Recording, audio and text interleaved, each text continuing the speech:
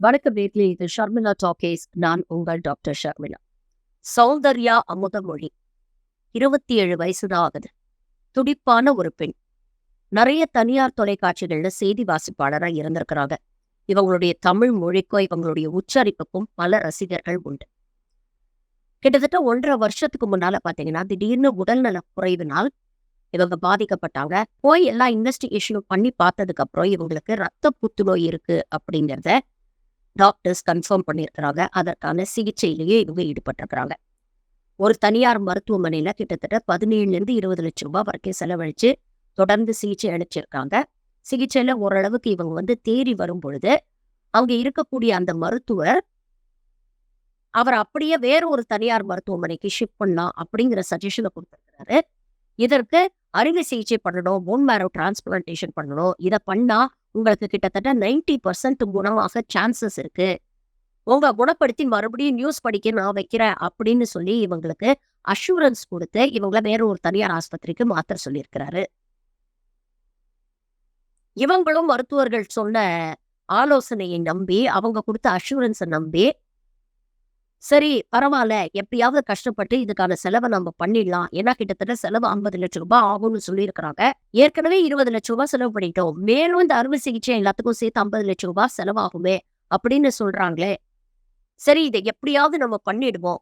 சின்ன வயசு தானே, அவ உயிரோட மீண்டும் நியூஸ் படிக்கணும்னு ஆசைப்படுறாளே, இதை எப்படியாவது கஷ்டப்பட்டு பண்ணிடுவோம் அப்படின்னு அந்த குடும்பம் டிசைட் பண்ணிருக்கிறாங்க. சௌந்தர்யாவுக்கு அப்பா இல்ல, அம்மா மட்டும்தான், ஒரே ஒரு சின்ன தம்பி. இவங்க தான் ஃபேமிலியில ஏர்னிங் மெம்பராக இருந்திருக்கிறாங்க அது வரைக்கும். அப்படி இருக்கும்பொழுது கஷ்டமான ஒரு சூழ்நிலை.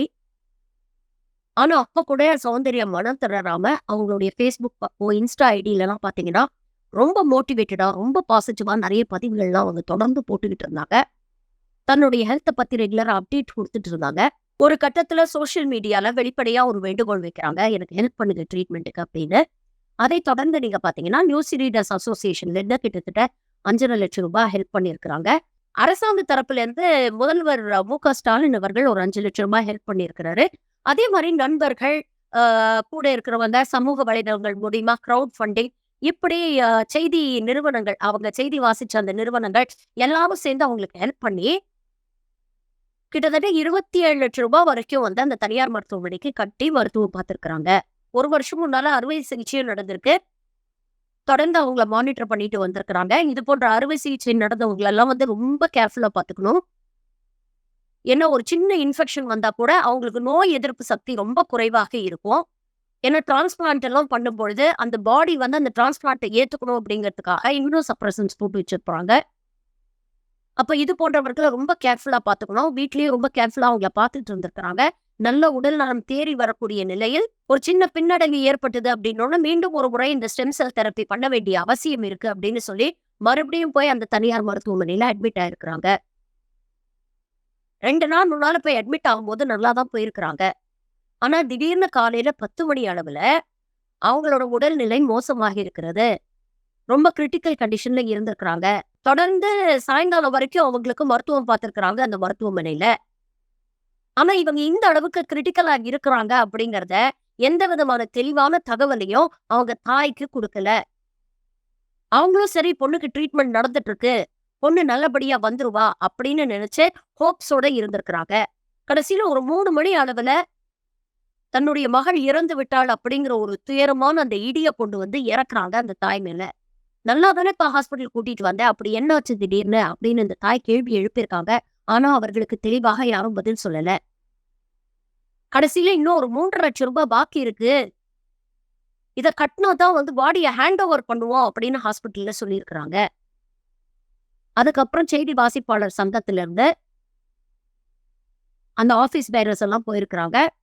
மத்தபடி அவங்களோட ஃப்ரெண்ட்ஸ், நண்பர்கள் எல்லாரும் கூட சேர்ந்து போய் ஹாஸ்பிட்டல்ல இருக்கக்கூடிய மருத்துவரை சந்திச்சு கேள்விகள் கேட்டிருக்கிறாங்க. இவ்வளவு சீரியஸா இருக்கிறாங்க, இவ்வளவு கிரிட்டிக்கலா இருக்காங்கன்னா சரியான தகவல் நீங்க கொடுத்துக்க வேண்டாமா ஃபேமிலி மெம்பர்ஸ் கிட்ட அப்படின்னு கேட்டதுக்கு பொறுப்பான ஒரு பதில அந்த ஹாஸ்பிட்டல் சொல்லல, அந்த மருத்துவர்களும் சொல்லல அப்படிங்கிற குற்றச்சாட்டை வைக்கிறாங்க.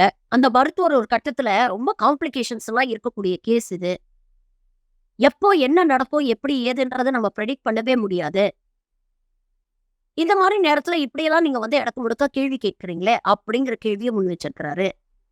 அதற்கு பதிலுக்கு இவங்க கேட்டிருக்கிறாங்க, எவ்வளவு பிரச்சனைகள் இருக்கு, இவ்வளவு காம்ப்ளிகேஷன்ஸ் இருக்குங்கிறது ஒரு மருத்துவரா உங்களுக்கு தெரியும் இல்லையா?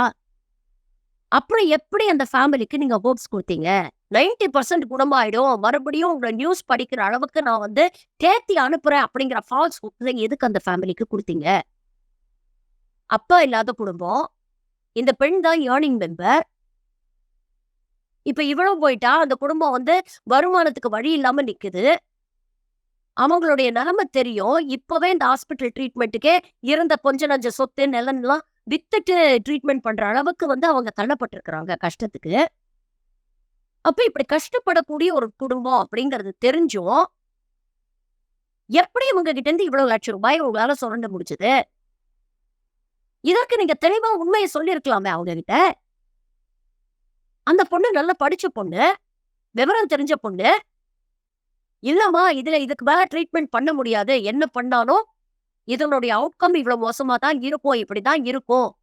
அப்படிங்கிறத முதல்லயே தெளிவா அந்த பெண்கிட்ட சொல்லியிருந்தா, அட்லீஸ்ட் இறந்த கொஞ்ச நஞ்ச காலம் அந்த பெண் சந்தோஷமா வாழ்க்கையில அவ நினைக்கிறத செஞ்சுட்டு சந்தோஷமா இருந்துப்பா. ஒரு குட் குவாலிட்டி ஆஃப் லைஃப் அந்த குழந்தைக்கு குடுத்திருக்கலாம்ல. தான் போனதுக்கு அப்புறம் தன்னுடைய தாயும், சகோதரனும் எந்த அளவுக்கு சேஃப்டியா, செக்யூரிட்டியா இருக்கலாம். அதுக்கு நாம என்ன செய்யலாம்? அப்படிங்கிறதையாவது அந்த குழந்தை யோசிச்சிருப்பால்ல. கிட்டத்தட்ட ₹1,00,00,000 ட்ரீட்மெண்ட்க்கு மட்டும் செலவழிச்சிருக்காங்க. அந்த 1,00,00,000 வேற எதுலயாவது உருப்படியா இன்வெஸ்ட் பண்ணி வச்சிருந்தா, இவ காலத்துக்கு அப்புறம் இந்த ஃபேமிலிக்கு அது உதவியாக இருந்திருக்கும் இல்லையா? அதே மாதிரி ஒரு தனியார் மருத்துவமனையில நீங்க போய் அட்மிட் ஆறீங்க. இல்ல உங்க சொந்தக்காரங்க யாரையாவது அட்மிட் பண்ணியிருக்கீங்க அப்படின்னா, தினம் தினம் ஒரு பில்லு கொண்டு குடுப்பாங்க. அன்னைக்கு எவ்வளவு செலவாயிருக்கு அப்படிங்கிற பில்ல குடுப்பாங்க. அதுல பொதுவா பார்மசி சார்ஜ் இவ்ளோ, இன்பேஷன்ட் சார்ஜஸ் இவ்வளோ, ஃபுட் இவ்வளோ இப்படின்னு பொதுப்படையா ஹெட்டிங் போட்டு தான் போட்டிருப்பாங்க. இப்ப இந்த பொண்ணு சௌந்தர்யாவுடைய பில்ல கூட பாத்தீங்கன்னா, பார்மசி சார்ஜஸ்ன்னு போட்டு ₹8,00,000 போட்டிருக்காங்க. நாம சொந்தக்காரங்களை அட்மிட் பண்ணியிருந்தோம்னா, வருத்தத்துல தான் இருப்போம், டென்ஷன்ல தான் இருப்போம், மென்டல் ஸ்ட்ரெஸ் இருக்கதான் செய்யும், கவலையில தான் இருப்போம். இருந்தாலும் இது போன்ற விஷயங்கள்ல கவனம் செலுத்தணும். பில்லு கேளுங்க. என்ன மருந்து போட்டீங்க? எதுக்காக இந்த மருந்து போடப்பட்டது? அந்த மருந்துக்கு என்ன செலவாச்சு? இதெல்லாம் தெளிவா கேளுங்க. இன்பேஷன்ட் சார்ஜஸ்ன்னு போடுறீங்களா? என்ன சார்ஜஸ் அது? அதோடைய பிரேக்கப் என்ன? டயட் சார்ஜஸ்ன்னு போடுறீங்களே, என்ன டயட்டுக்கு எவ்வளோ சார்ஜ் பண்ணியிருக்கிறீங்க? இதெல்லாம் கேளுங்க. ஏன்னா, இந்த கேள்விகளெல்லாம் நீங்க கேட்கணும். இதுக்கு பதில் சொல்ல வேண்டிய கடமை அந்த மருத்துவ நிர்வாகத்துக்கு இருக்கு. யாரும் ஓசியில யாருக்குமே மருத்துவம் பார்க்கல. அப்படி இருக்கும் பொழுது, நாம செலவு பண்ற காசுக்கு கரெக்ட்டா கணக்க கேட்க வேண்டியது நம்மளுடைய கடமை. அதனால கேளுங்க. கேள்வி கேட்கறதுல தப்பே கிடையாது. இது போன்ற சம்பவங்கள் 2 முக்கியமான விஷயங்கள நமக்கு உணர்த்துது. 1, இன்னைக்கு தனியார் மருத்துவமனைகள் எந்த அளவுக்கு எக்ஸ்பென்சிவ் ஆயிடுச்சு, கமர்ஷியலைஸ் ஆயிடுச்சுன்னு பாருங்க. 2வது, ஹெல்த் இன்சூரன்ஸ் பாலிசி. எப்ப யாருக்கு எப்படி என்ன நோய் வரும் அப்படிங்கிறது தெரியவே தெரியாது. அதுவும் இந்த காலகட்டத்துல பாத்தீங்கன்னா, லைஃப் ஸ்டைல் டிசீசஸ் அதிகமாயிடுச்சு. அதுவும் வயது குறைந்தவர்கள்ல இது அதிகம் காணப்படுகிறது. அப்போ ஹெல்த் இன்சூரன்ஸ் பாலிசி எவ்வளவு முக்கியம் அப்படிங்கறத கொஞ்சம் தயவு செஞ்சு ஒவ்வொருத்தரும் யோசிங்க. வீட்டுல 4 பேர் இருக்கீங்கன்னா தயவு செஞ்சு எல்லார் பேர்லயும் ஒரு ஹெல்த் இன்சூரன்ஸ் பாலிசி எடுங்க. 18% ஜிஎஸ்டி கட்டினாலும் பரவாயில்ல. அது நம்ம உயிருக்கான ஒரு இன்வெஸ்ட்மெண்டா தயவு செஞ்சு நினைச்சுக்கோங்க. வேற வழியே கிடையாது. வருமுன் காப்போம் அப்படிங்கறத மனசுல தயவு செஞ்சு பதிய வச்சுக்கோங்க. 40 வயசுக்கு மேல ஆயிடுச்சுன்னா வருஷத்துக்கு ஒரு தடவையாவது ஒரு மாஸ்டர் ஹெல்த் செக்அப்ப கண்டிப்பா செய்யுங்க. தயவு செஞ்சு உடல் ஆரோக்கியத்தை என்னைக்குமே காம்ப்ரமைஸ் பண்ணாதீங்க. சுவர் இருந்தாதான் சித்திரம் எழுத முடியும். நாம ஆரோக்கியமா இருந்தாதான் நம்ம குடும்பத்துக்காக உழைக்க முடியும். நம்ம எதிர்காலத்துக்காக கனவு காண முடியும். உடல் ஆரோக்கியத்தை பார்த்துக்க.